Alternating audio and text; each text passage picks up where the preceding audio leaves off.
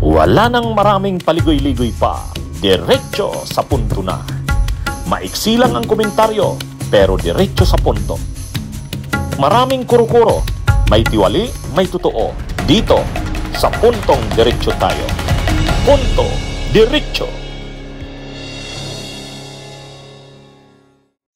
Mga kabunyog, mga kababayan, punto diretso tayo.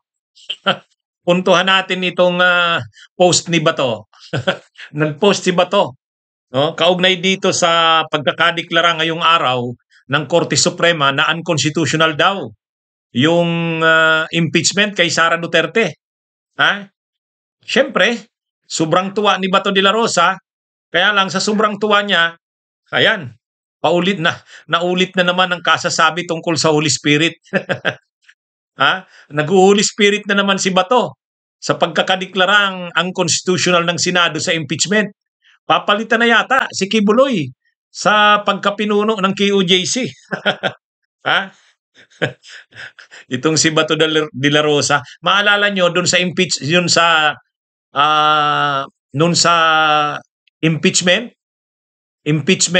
session ng Senado noong June 9 at 10, June 9 at 10 saka 11. Itong si Bato nag-motion to dismiss. Gusto niyang ipa-dismiss. O ngayon, ang sabi ni Bato, nung nag-move daw siya na i-motion to dismiss, o nag-move siya na ipa-dismiss yung impeachment, noon, guided daw siya ng Holy Spirit. Guided daw siya ng Holy Spirit. Kaya alam niya daw na tama yung ginagawa niya kasi guided siya by the Holy Spirit.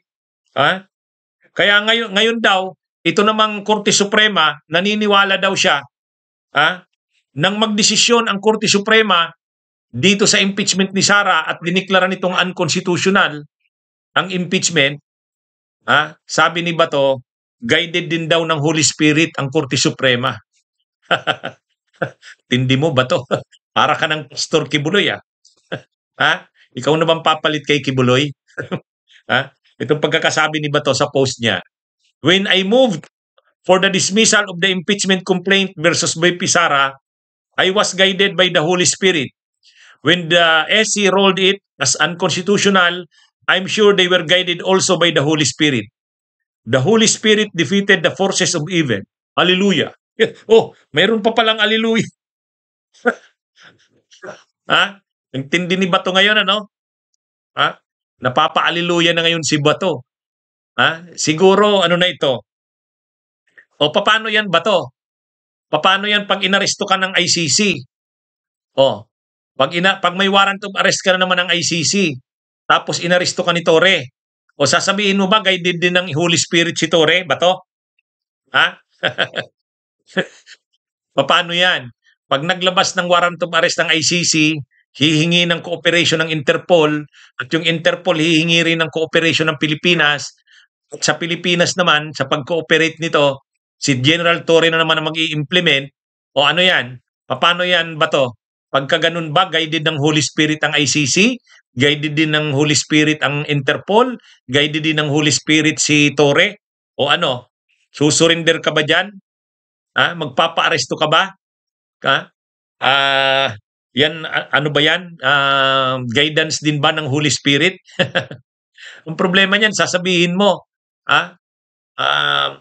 hindi guided ng Holy Spirit kung aarestuhin ka ni Torre. Selective yata yung guidance ng Holy Spirit na sinasabi mo. Tsaka wag mong i-invoke dito ang Holy Spirit. May mga paano-ano pa si Bato, The Holy Spirit defeated the forces of evil. Hallelujah. Ang tindi mo, Bato de la Rosa. Anyway, ano talaga yan. Ganyan na yata ang nangyayari ngayon kay Bato. Parang nag-hallucinate na ito. Ay isip na posibleng ang lumabas na rin ang arrest warrant sa kanya. Kaya ngayon, parang naano na ito, napapadalas yata ang pagdarasal ni Bato, napapadalas ang pag-invoke ng Holy Spirit, biglang naging religyoso doon sa impeachment ni Sara, yung pag-sponsor niya daw ng motion to dismiss, guided siya ng Holy Spirit. Ngayon na naman, sa Korte Suprema, guided na naman ng Holy Spirit. ay Bato de la Rosa, hindi. Hindi, wag niyong gagamitin ng Holy Spirit niyo. Unang-una, yung mga pagpatay na nangyari sa war on drugs, wag mong sabihing kagustuhan ng Diyos 'yun. Wag mong gagamit-gamitin ang pangalan ng "Thou shalt not use the name of the Lord thy God in vain." Oh, ah, wag mong sasabihin na kagustuhan ng Diyos yung mga nangyari nung war on drugs ni Duterte na ikaw yung chief implementor. Mas tama pang sabihin na yung pagpapanagot sa inyo ngayon at pagbibigay hustisya sa mga biktima, yan ay may ng Diyos, mas yun pa. Pero yung kasamaan, itutolerate ng Diyos. Huwag mong i-invoke ang Diyos o ang Holy Spirit yan, Bato. Yan, sinisira nyo ang pangalan ng Diyos, huwag nyong paggamit-gamitin. Minumuran Duterte ang Diyos. Kasama ka ni Duterte nun, pinagtatawa ka kapag si Duterte nang babastos. Nang binabastos at minumuran Duterte ang Diyos, tuwang-tuwa kayo. Tapos ngayon, bigla kang babanggit-banggit ng Diyos. At saka yung pagbanggit mo ng Holy Spirit, parang mas nakaka-insulto eh. Mga parang ginagamit mo yung Holy Spirit para sabihin na ang mga ginagawa nyo ay kagustuhan ng Diyos. Huwag nyong gagamitin ang Diyos sa mga kasamaang nangyari sa panahon ninyo at sa mga kasamaang ginagawa ninyo ngayon. Huwag nyong gagamitin ang Diyos. Huwag nyong gagamitin ang Holy Spirit. Yan eh. Itong mga nangyayari ngayon, ito? Sa bandang huli, mananaig ang katotohanan laban sa kasinungalingan. Mananaig ang kabutihan laban sa kasamaan. Itong nangyari ngayon na desisyon ng Korte Suprema, panandalian lang yan. Panandalian lang yan. Sa bandang huli, mangingibabaw ang kabutihan, ang katotohanan. Tandaan mo yan, Bato. Yan ay yung kagustuhan ng Diyos. Hindi itong mga sinasabi mo. Okay, mga kabunyog, mga kababayan, ito po ang ating Ponto Diretso. Bunyog, halikan na kasama ka.